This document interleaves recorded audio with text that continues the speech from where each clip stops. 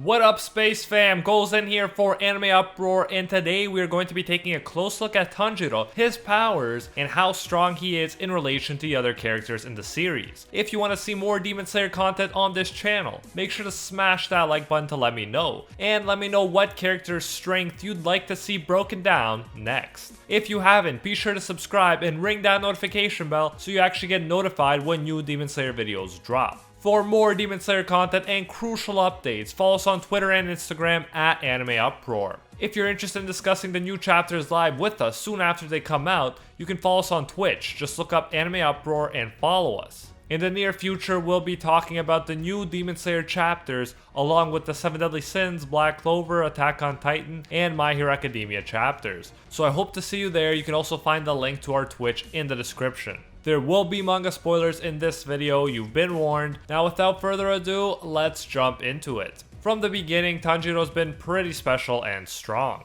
Even as far back as the first chapter, an untrained Tanjiro almost managed to catch Giyu off guard and hit him in the head with his axe. Giyu, a Hashira, is shocked that this inexperienced kid devised a plan in the heat of the moment that almost got him. Later, he also surpasses Sakonji's expectations. As Sakonji explains, he did not intend to let Tanjiro enter the final selection. That is why he set a goal that he thought Tanjiro wouldn't be able to reach. He told him to split a giant boulder with his sword, a seemingly impossible feat for Tanjiro. Except, once again, Tanjiro surpassed people's expectations. He managed to split the boulder that was much bigger, not to mention heavier than him in size. Sakonji tells Tanjiro that he's an amazing child before he gives him his blessing to go to the final selection.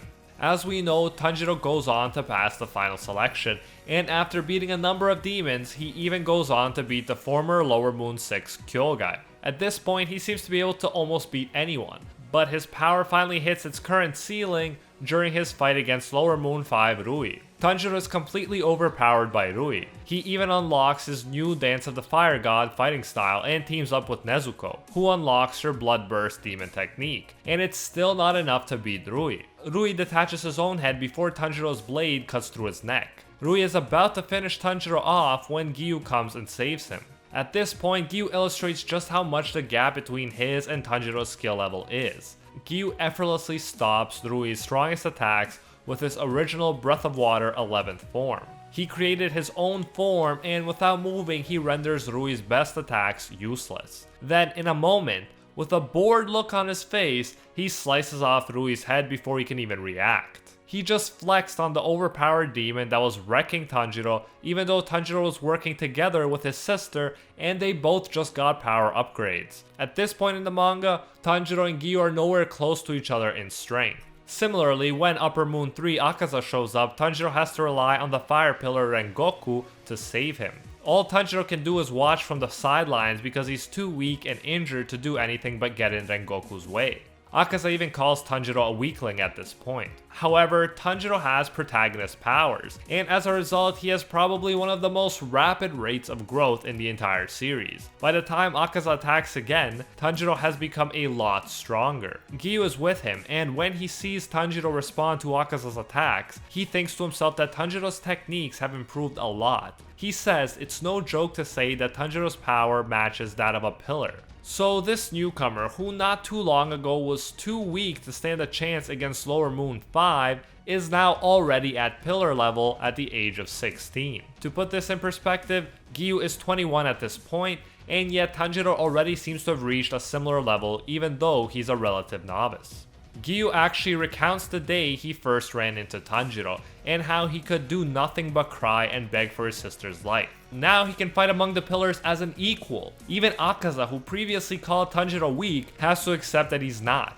Giyu manifests a mark and his power increases, but Akaza can still easily keep up with him. So in order to beat Akaza, Tanjiro is going to have to surpass even Giyu's power for the first time. During the fight, Tanjiro drastically improves. Tanjiro gains access to the see-through world, something that the strongest pillars like Muichiro and Gyomei have access to. As Tanjiro explains, this ability allows him to see someone's whole body as if it was transparent, and it allows Tanjiro to move his body faster than he ever did before. To be even more specific, in this see-through world, movement intuition and evasion speed dramatically increases. It allows the user to observe the movements of his opponent's lungs and contractions of their blood vessels and the contractions of their muscles more clearly and quickly too. Obviously, this means that one can predict his opponent's moves quicker because the contractions of the body will give hints internally before the actual attack is launched. Then, there's the problem of battle spirit, which Akaza can sense. Battle spirit seems to be something like the fiery will to win or one's killing intent.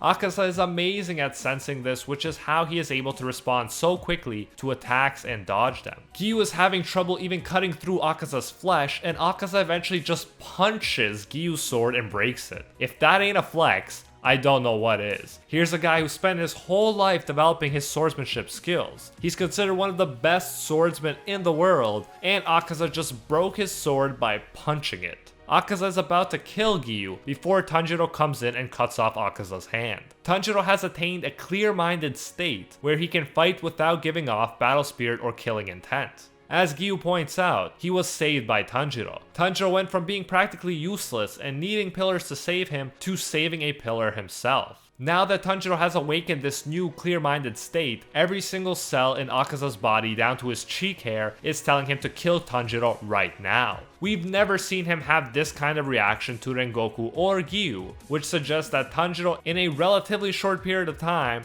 has went from being a novice to surpassing both of these strong pillars. For Tanjiro, time seems to have considerably slowed down within the see-through world. This is in part because Tanjiro is moving so fast himself, and as an added bonus, he is able to erase his presence in his clear-minded state, so that he can sneak up on Akaza. Despite that, something hilarious happens. He tells Akaza he's going to cut off his head before he goes and does it. While Giyu is thinking what we are all thinking when he says, "Why would you call his name out like that, moron?" Nevertheless, Tanjiro has reached such a level that even though he warned Akaza beforehand, he still succeeds in cutting off his head. Akaza hopes to use Tanjiro's battle spirit to sense him and dodge him, but since Tanjiro has no battle spirit at this point, Akaza is caught completely off guard. What's even more impressive is that Akaza, in all his centuries of existence, has never seen a human with no battle spirit, and yet Tanjiro is skilled enough to have achieved this state. Akaza compared it to fighting against a plant. Akaza points out that Tanjiro has even surpassed his speed. Tanjiro's eyes have no hatred or anger in them. There is no intent to murder or fight. The thing captured in his eyes, thinks Akaza, is most likely the supreme territory that Akaza always wanted. It has to be the state of anatta. For this video, I had to quickly see what he meant by the state of anatta, so I looked it up. In Buddhism, anatta is a doctrine of non-self. Thus, it seems that in a sense, in this state, Tanjiro is no longer an individual. He is one with the flow of the universe, just like a plant. After Tanjiro's impressive performance, he starts to crash. At this point, Tanjiro's eyes are aching, his muscles are getting numb, and his body is at its limit. He can't maintain the state. In a lot of ways, this state reminds me of the Ultra Instinct form from Dragon Ball Super, in the sense that you don't think as much as you just react,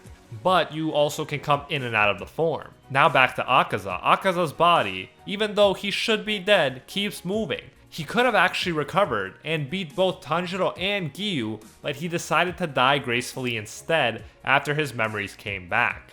That brings us to Tanjiro's current skill level. When Kirya, the current head of the Demon Slayers, is asked if they should send Giyu and Tanjiro to Demon Moon 1, he says they will continue towards Muzan. He says this partially because he is sure that Gyomei, Sanemi, Muichiro, and Genya will be able to defeat Upper Moon 1 on their own. However, the implication is also that Tanjiro is strong enough to confront Muzan at this point, at least with the help of other pillars. They obviously wouldn't have sent him there if he was just going to get wrecked after showing up. So it seems that Tanjiro is quite strong now. He is definitely among the level of the strongest pillars. In the series, his Dance of the Fire God style was suggested to be directly related to the Breath of the Sun, which is the strongest breath from which all other breaths originate. There are also clear parallels between Tanjiro and Yoriichi, the Breath of the Sun user that almost killed Muzan and is considered to be the strongest demon slayer in history. Both Tanjiro and Yoriichi use what appears to be the Breath of the Sun style. Both have similar markings on their forehead,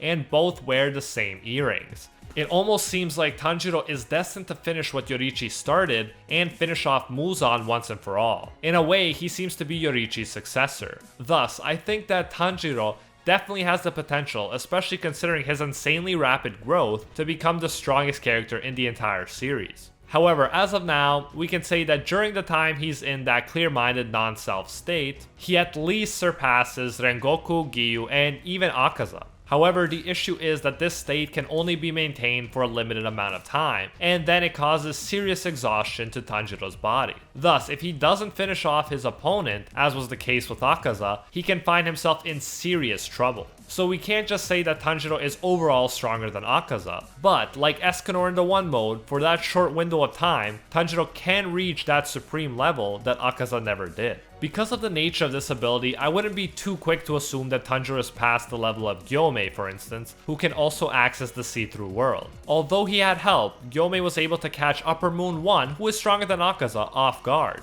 He hit him with his iron ball, took off his arm, and this led to a chain of events that eventually seems to have led to his defeat in chapter 175. Gyomei also did something we didn't see from anyone else so far. Gyomei was able to control his blood circulation and thus deceive Upper Moon 1, who also has access to the see-through world. Multiple times as he was fighting, he was also able to save his comrades. Not to mention that he fought for a long time at an extremely high level, while Tanjiro still can't maintain his non-self state for too long. For these reasons, I wouldn't yet put Tanjiro on Gyomei's level or on Muzan's. Muzan is no doubt going to be stronger than both of them, but working together, there is a hope that they'll be able to pull off a win. Especially when we take into account the way in which characters can rapidly grow in a fierce battle. Still though, keep in mind that Gyomei is 27 years old, and according to Upper Moon 1, he just gained access to the see-through world during their fight. Tanjiro is 16 and he already gained access to that world. So even though I think Gyomei is still stronger for now,